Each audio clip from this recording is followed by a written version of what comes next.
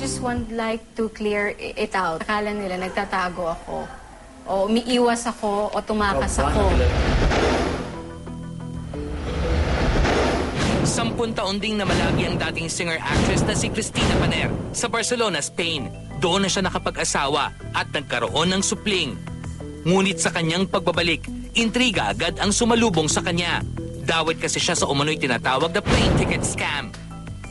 Sa travel agency ka ba nag-work? No, before I was working sa travel agency. And then ngayon, I was just commission basis agent. So, I don't own a travel agency. So ano yung na-involve doon na tickets na Qatar? No, kasi meron kasing tito na scam that was last year na naging news na yon at naging big scam sa Barcelona. So, may nagbenta ng murang ticket na worth 685 to 700 euros. Euros? Yeah, for last year until March yung promo. Na-discover na lang na yung ibinibenta namin fake pala siya. So, isa ako sa mga... No, wala kaming kaalam-alam. So, isa rin akong victim. Kasi ang ginawa ko nun, Tito, sinave ko yung mga clients. Instead of maano sila, bumili ako ng panibagong ticket.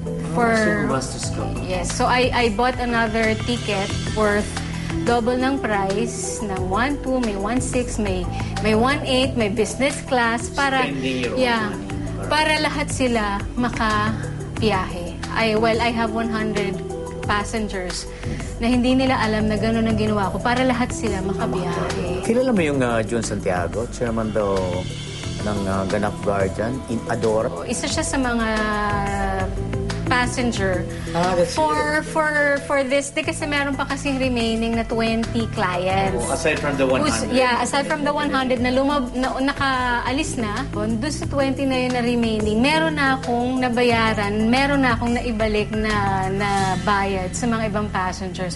Even yung mga alahas ko, ibinigay ko na sa kanila as parang collateral na parang nagpapaano na pinanghahawakan nyo na yan at na talagang ibabalik ko sa inyo. Isa si Ginoong Nicolas Santiago Jr. ng Andorra, isang Pilipinong naninirahan sa Europa. Sa mga umano'y bumili ng ticket mula kay Tina sa murang halaga. Nakapanayam siya ng StarTalk sa pamamagitan ng Skype. May nagbalita lang po sa amin na nagbibenta nga siya ng ticket. At tinawagan namin siya. Nag-usap kami, medyo mababang presyo sa kanya. Sabi naman niya, sige, padala niya ng pera. Kasama kasi ang oferta. Pag December 14, Jernes, pinadala na agad ang pera sa account niya. O nung makuha niya ng pera, araw ng Sabado, December 15, hindi na namin siya makontak. Sa limang tawag na kami. Sunod-sunod na araw na yun, wala na. Hindi siya nag-respond. January 3. Sabi niya, paano ba ikaw? Nakita namin ng ticket, mga fake ticket. Pati yung resibo niyang ini-issue sa mga tao na iniwanan pa niya sa mesa niya. Nakita din namin, nandun na inayuan niya. Na fake din yung resibo. Ito yung resibo ng bangko.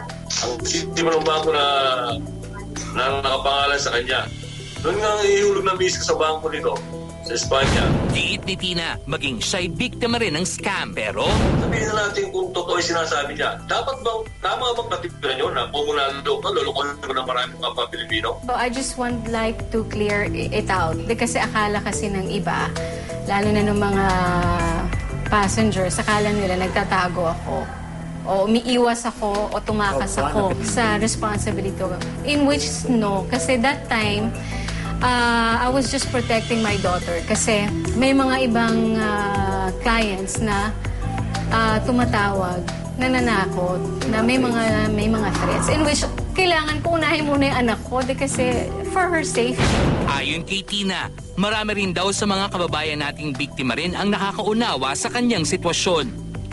Natutuwa rin ako dahil nandiyan sila sa side ko. Sabi na nila na malalagpasan ko yun. Kayo naman din ang makakapagtestigo na never akong nanloko ng kapwa ko sa Barcelona. Doon sa mga natitira for this year, for January until March, gaya nga po na sinasabi ko, ibabalik ko po sa inyo kung ano pa yung binigay niyo po sa akin. Unti-unti, maibabalik ko po sa inyo. Siyempre, magsasalita siya kung nasa Pilipinas siya. Walang pipiyok sa kanya dyan. Kaya niya masasabi lang ang gusto niya. Tina, doon naman sa mga kababayan natin. Siyempre, nagulat Si Tina Paner, may involved sa ganito? Ang masasabi ko lang, Sasabi ka may lang. record naman po ako na never ako nanloko sa Barcelona. Never akong nanloko ng kapwa ko.